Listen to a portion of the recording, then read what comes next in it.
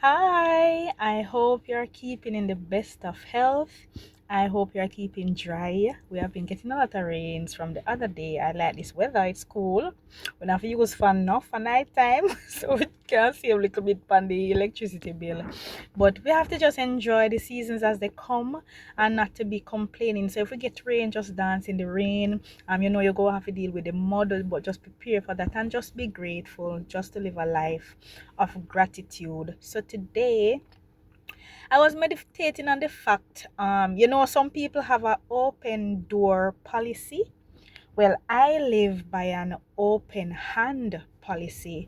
And if you know me, I'd started a foundation. We are not legally registered as yet, but we are getting there, called Above Only Ministries. It's a charity foundation. We do inspirational messages and so on. We do have a YouTube channel as well. But especially in my previous, I don't want to say previous life, but in my prior days I was much more vibrant in that we have given to senior citizens home, we have given to children's home, we have given to individuals, we have given to schools, laptop, projector, tablets in COVID, tokens, toiletries to senior homes, and we have been helping individuals as well. So it is not just the main organizations, but we do assist individuals. And I'm looking back at, the only thing about me that is religious, that is the only thing about me that is religious, is that I pay my tithes out of my gross. So I don't wait until the net comes, I give from that. Just like how the government takes out of the gross, I pay my tithes out of my gross. The other things now I can deal with out of the net. So that is the only thing about me when me serious pan. I have to pay my tithes, which is usually 10% minimum or more, and then I normally put aside something else for offering, or if there are other occasions at church. And I'm saying this to say to you that the Bible does tell us that it is more blessed to give than to receive. And what I find, and remember, the Bible also tells us that it is easier for a camel to go through the eye of a needle. A needle is smaller than my finger. It is easier for a camel to go through the eye of a needle than for a rich man. Why I'm telling you this, I remember in my former years when I formerly employed in another organization, PCJ. When I was employed at the PCJ, they closed in 2020. I pay my tithes, but there were times when, when the government would give you this amount interest increase, or you get a little bonus, or those instances when you get a little extra money. Sometimes me find it difficult to pay my tithes. I found it difficult because when I look at me, I say so much money, I'm going to church, so much money. I used to struggle, but I did it nonetheless, and I was able to still take care of my expenses with what was left. I remember one time we were trying to book a flight to go away. So I was short on money, and then we had gotten some bonus or something in that season that I could have used to book the tickets. I think it was all four of us. The family was traveling.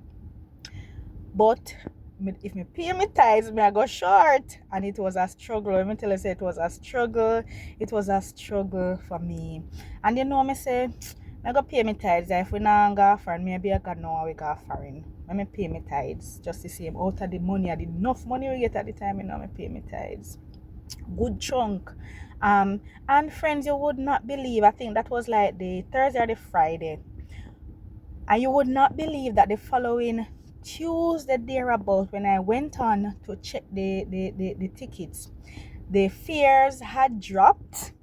So the money that was left was still now adequate to buy the tickets for all of us. I said, God, I think I almost cried that day. I said, God, look how me almost sin against you and holding on to your money, because it is because God has blessed us why we are able to give back a portion, not even to him, but to advance his kingdom here on earth. I said, look how me almost compromise myself and compromise my blessing.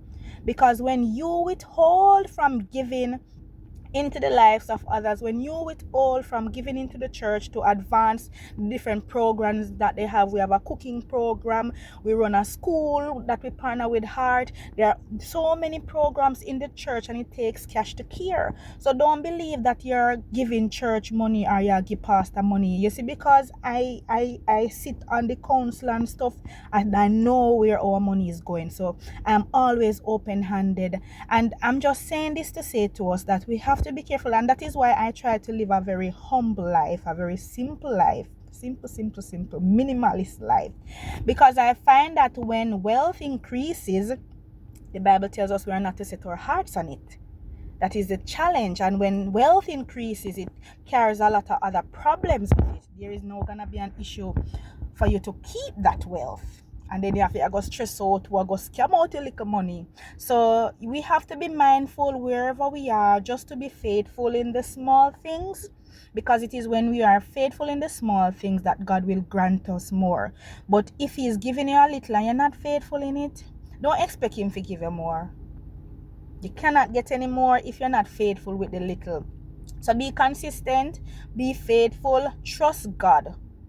I am always open-handed, and even in the 4 years when I was home, because PCG had closed 2020 and had not gone out officially back to a job, I was home for 4 years. I did 6 months at a children's home, more like a stipend kind of was, yeah, kind of.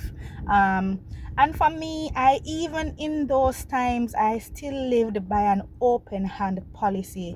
If somebody bless me and say me thank you, because when you were working you used to treat me nice, or when things did up you were good to me, people will just, you understand, do things. My family, they never left me out. They must say, remember what you're doing, because every time I come to country I carry like a fish and bami, I carry like a bun and cheese. And I was just doing that because I am a open hand person. So everybody started to pour back into me when I was going through that season. And every time anybody give me anything, if me get $1,000, me I take out me $100, put in me have one like a drawstring bag that me just put. If me get 500, me put on 50. If me get 1,000, me put on 100. If me get 10,000, me put on 1,000. And every Sunday now, I just pay my tithe out of my like a drawstring bag. I'm saying that to say, it doesn't matter how little you have. Remember the widow's mite, or how much you have. It is not the amount that you give, but it is about your heart condition. Are you a cheerful person? Are you stressed out and you're mean when you forgive money? That will make the difference in your life. And I find that a lot of the persons who are stingy and mean, money still find a way to leave your hand. Sometimes some sickness take you and the money just blow out. People thief your money, or certain businesses you end up spend way more than it is necessary. So the money still leaves your hand, and so you have to be intentional. It better you pour into the lives of others. It better you're intentional about how you spend your money, because that will determine the level of blessing you will get. And the Bible tells us to test Him. And you see, when we read the Bible and me see those things, me want to prove it for myself. Test God. Malachi 3:8-10. Test God. Bring the tithes, or the whole tithes, not just some of the facts. Say bring the whole, or bring all of it. It must be as much as you can bring. Bring the tithes into the storehouse, so that there will be food in my house. Test me in this, and see if I will not throw open the floodgates of heaven and pour out such a blessing that you will not have room to store it. I tell my children every day, and you know me excited. Me say, you see how God good, you see how God good. Me get call, you know much call me get for them over the summer. I put on your son name for this. I put on your son name for this scholarship. Tell your son to wear this and jeans and come collect the scholarship. I was not involved in all of that, because I'm always just busy taking care of God's house. And when you take care of God's house, you seek the Lord and His righteousness, then everything else will come after. So I'm encouraging or challenging you today to start living by an open hand policy, to touch the lives of others. You cannot be selfish in this world, because you don't know when you may need to reach out to somebody else for help, and it may not be where you plant the seed that you will harvest. It can be other harvest that other persons have sown. And so just continue to pour in person's life. We are blessed. We are a blessing to bless others. It is not for us. And I always say, you never see a mango tree eat its own mango, and you never see a river drink its own water, but it is there for others to benefit from. Be an encouragement to others. You may just save somebody's life. Do have an amazing and a prosperous day, everyone, and we will catch up again in my next video. Have an amazing day.